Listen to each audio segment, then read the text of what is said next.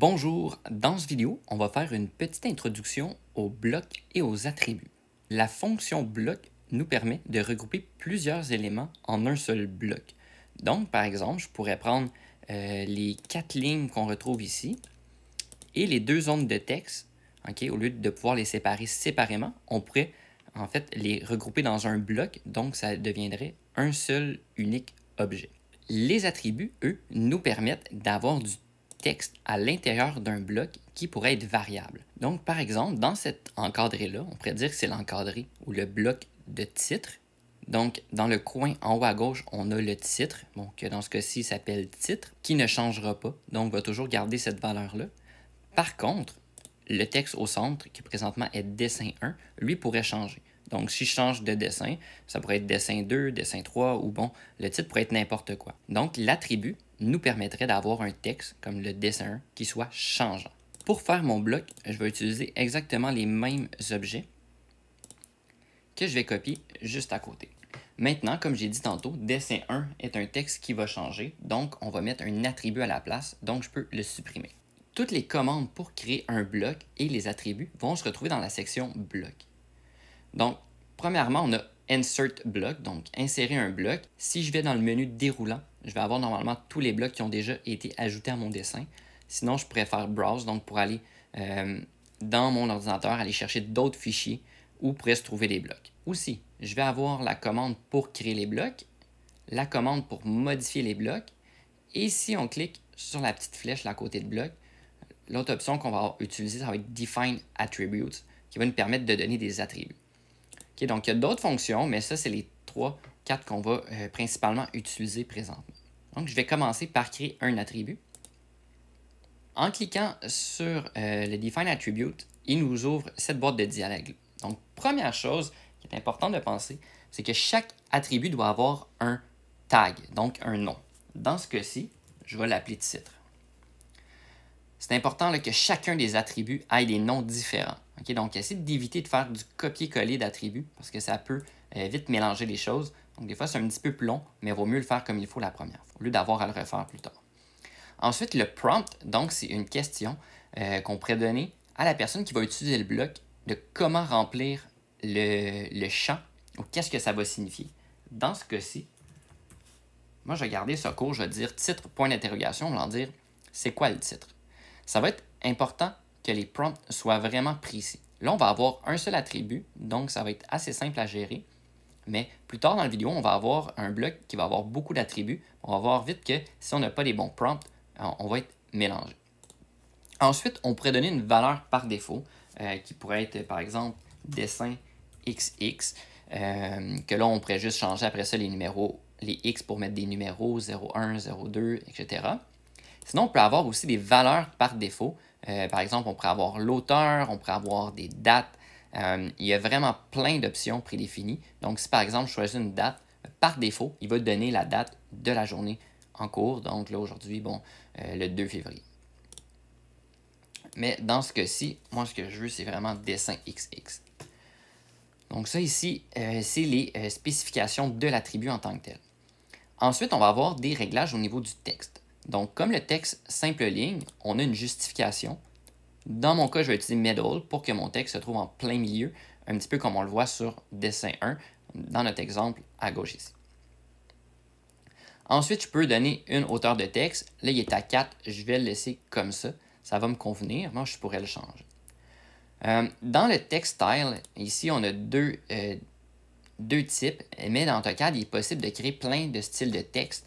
Donc, on pourrait les retrouver ici. Comme ça, au lieu de le paramétrer manuellement, on pourrait directement aller les chercher dans ce menu-là. Pour l'instant, on ne touche pas. Ensuite, dans le mode, la seule chose qui va nous intéresser, c'est le Lock Position pour l'instant, donc qui ne bougera pas. Et le point d'insertion, lui, on va le spécifier à l'écran. Si on connaît les coordonnées par cœur du point d'insertion, on peut les rentrer donc par X, Y et Z. Mais là, étant donné que je ne les connais pas, je vais simplement faire spécifier à l'écran. Quand on est prêt, je vais faire OK et je vais venir déposer mon point de mon attribut. Donc, je vais le mettre en plein milieu et quand je suis prêt, je clique gauche de la souris et ça le prépare. Donc là, on voit que titre est écrit et non dessin 1. c'est tout à fait normal puisque le bloc n'a pas été créé encore, donc l'attribut nous fait juste nous afficher son titre pour qu'on puisse, ou son tag en fait, pour qu'on puisse le retrouver.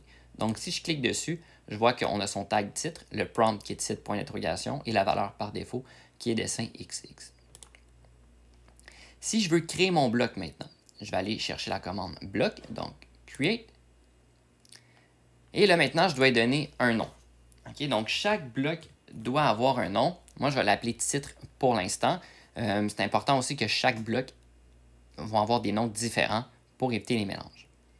Ensuite, on va pouvoir spécifier un point de base.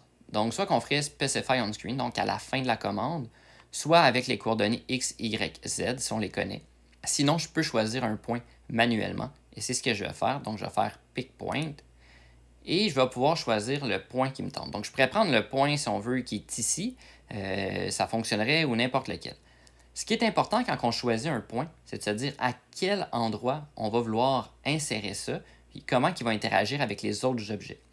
Par exemple, un cartouche, on pourrait prendre le coin en bas à droite, étant donné que le cartouche va toujours être placé en bas à droite. Donc, on pourrait juste aligner ce coin-ci avec le coin inférieur droit de notre page, par exemple, notre cadre, et ça fonctionnerait. Donc là, je vais faire pareil avec le titre, donc le point inférieur droit.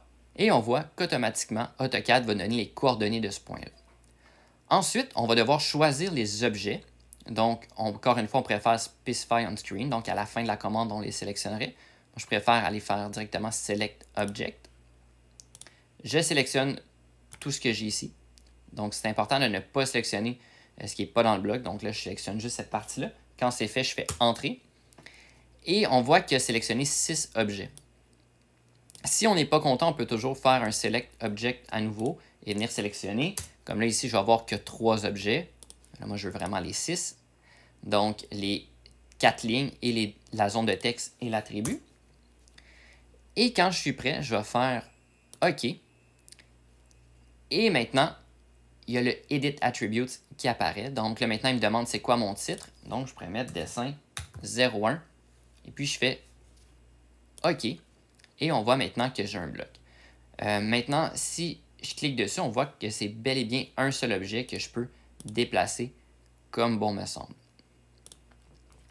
Donc, le gros avantage des blocs, c'est que ça va être facilement modifiable. Donc, si je veux changer le texte, par exemple, de dessin, j'ai juste à double-cliquer sur le bloc et je pourrais changer 02. Et puis, je fais OK.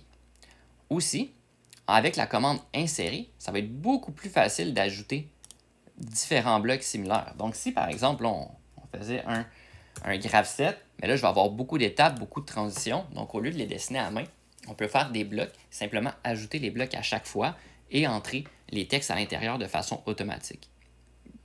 Tandis que si je veux, par exemple, copier ça ici, il faut absolument que je sélectionne, je fasse la commande copier, ensuite que je choisisse un point de base, que je le colle, la touche échappe, ensuite je double-clique sur le texte, ensuite je pourrais changer par exemple pour 2, entrée et échappe à nouveau. Et là j'ai copié, donc on voit que j'ai beaucoup plus d'étapes à faire pour reproduire exactement la même chose. Donc oui, faire le bloc ça peut être un petit peu plus long, mais ça nous permet de travailler par la suite de façon beaucoup plus efficace. Comme on pourrait le faire pour un cartouche, étant donné que le cartouche va se retrouver sur tous les dessins qu'on va faire, mais le faire avec un bon bloc, ça va être beaucoup plus facile de l'utiliser par la suite. Maintenant, on va voir un bloc un petit peu plus complexe. Okay, je vais juste dézoomer un petit peu. Je l'ai déjà ajouté à mon dessin, donc tout ce que je peux faire, c'est Insert. Puis là, maintenant, j'ai un bloc cartouche. Et en cliquant dessus, je vais pouvoir le déposer à l'endroit que je veux. Là, ça va être n'importe où. Quand je vais faire le clic de gauche, la boîte d'attributs va ouvrir pour que je puisse répondre aux questions. Donc là, ici, je vois que j'ai beaucoup de prompts, donc beaucoup de questions. Et là, c'est à ce moment-là que ça devient vraiment important d'avoir des bonnes questions. Parce que sinon, on va chercher un petit peu qu'est-ce qui est quoi. Donc là, je sais que tout d'abord, ce qui m'intéresse, par exemple, quelle page. Bien là, je pourrais dire que c'est la page 1 de 1. Donc, on voit ici que le X de X nous indique qu'on veut quelque chose, bon, quelle page de combien de pages. Ensuite, ici, je pourrais avoir le format pour l'échelle. Par exemple, tiret, 2 points, tiret. Donc, ça pourrait être 1 pour 1. Puis, on voit que j'ai même une deuxième page. Donc, je vais avoir la date. Bon, les pages sont ici. Et ensuite, bon, je peux avoir le destinateur, là, qui est moi, que je pourrais mettre. Et le client, par exemple, cégep. Et le numéro de dessin, je pourrais mettre juste 01 pour l'instant. Et tout va fonctionner. Quand je vais faire OK, automatiquement, toutes les informations que j'ai entrées se sont ajoutées à ma cartouche. Et là, maintenant, si par exemple, je veux modifier les informations dans ma cartouche, j'ai juste à double-cliquer dessus et je vais avoir toutes les invites. Donc, si par exemple, j'ai fait une révision, je pourrais dire que c'est la révision 1, puis je pourrais dire qui a été faite par Alpaga. Puis là, je fais OK et on voit que ça s'est ajouté. Bon, là, il aurait fallu mettre la date et la description, mais pour l'exemple, ça suffit.